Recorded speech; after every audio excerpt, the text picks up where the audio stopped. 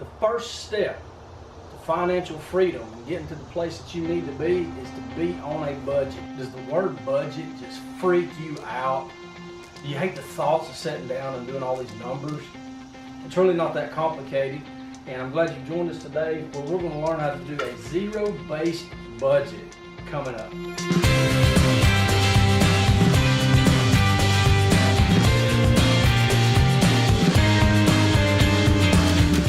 Hey guys, thank you for joining us on Money Monday.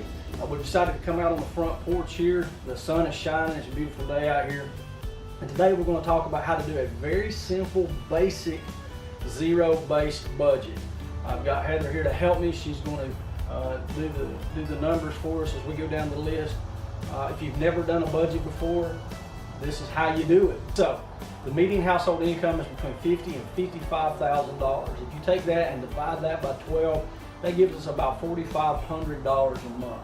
And so those are the numbers that we're going to use as we're working down. If your income is less, then your number is going to be less than this. If your income is more, then guess what? Your number is going to be higher than this.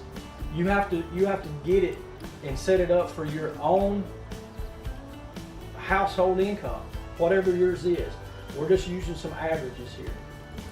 As Christians, our first priority is always going to be the tithe. We're going to pay 10% of our income.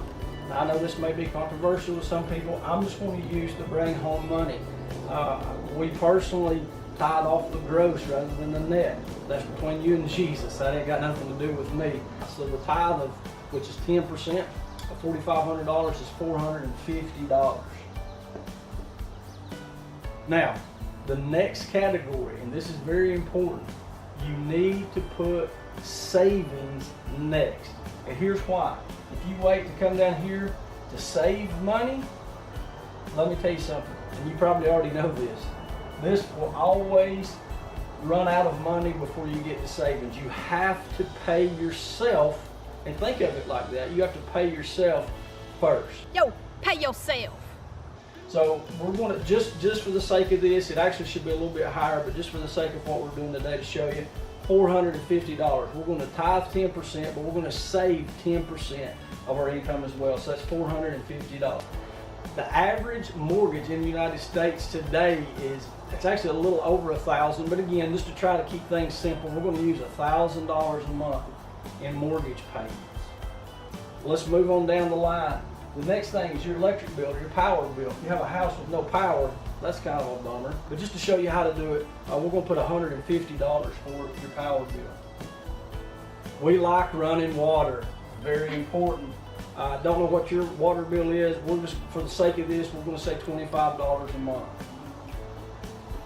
If you have gas appliances, or if you use gas for your heat in your house, you need to set that up. Even if it's just heat and you don't use it any other time of the year, if you budget every month, you're not getting that big hit in the winter time.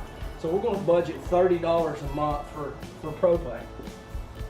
If you're like most families and you're watching this on the internet with YouTube, you got to have internet. I don't know what your internet costs, but just for the sake of this, we're going to say $40.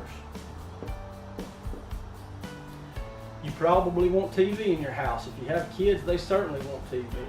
Again, yours may be higher or lower. You got to put your numbers in, but just to show you how to do it, we're going to use $65 a month for TV. Do you ever get hungry? All the time. You got to have food. You got to put food in your budget. We're going to use $300 for the budget. Do you have to get around? Do you have to go places? Unfortunately, and you don't have to have a car payment. We're going to talk about that in another Money Monday. But whether you're paying that payment to a bank or whether you're paying that payment to yourself to save up for your next vehicle, each month you need to put some money aside toward a vehicle. The average car payment in the United States is like $480 something. We're going to use, again, round numbers, $500. So you have that nice vehicle sitting out in the driveway, but it can't go anywhere without fuel. So we're going to put, for gas, we're putting $300 a month in gas. Guess what else you got to have that car going? You have to have insurance. Don't know what yours is. If you have a young driver in your house, it's way higher. But again, just for the sake of what we're doing, $100 a month. Health insurance, speaking of insurance, I know health insurance is a crazy thing right now, but the average health insurance payment a month is actually slightly over, but again, for the sake of what we're doing, it's $800 a month. If you have cell phones in your house, we're just going to assume 2 cell phones. I don't know how many people you have, but you can get plans for around $45 a month. So if you have 2, that's $90 a month. If you're like most folks, you don't just sit at the house all day. You're going to swing by McDonald's, you're going to go to a movie occasionally. You got to have some entertainment in your life. We're going to figure $100 for that. Our next category is clothing. Nobody's wanting to see you naked.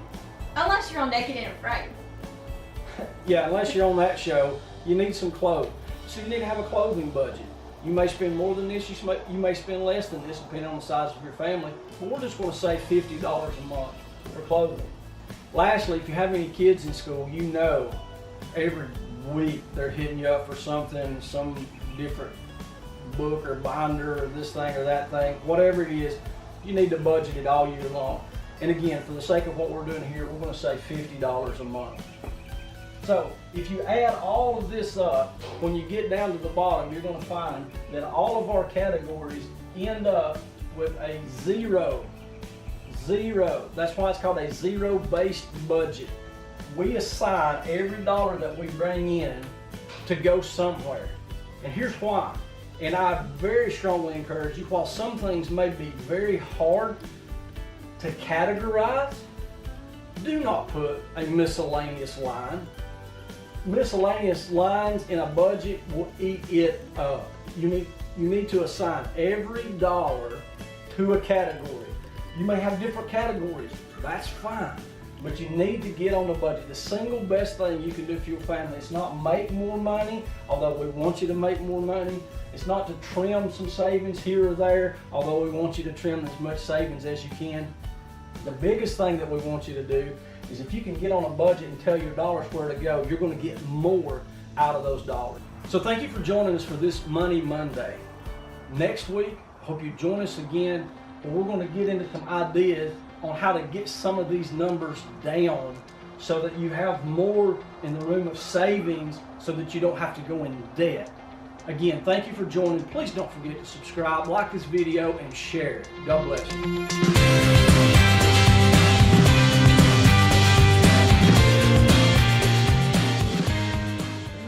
Yourself.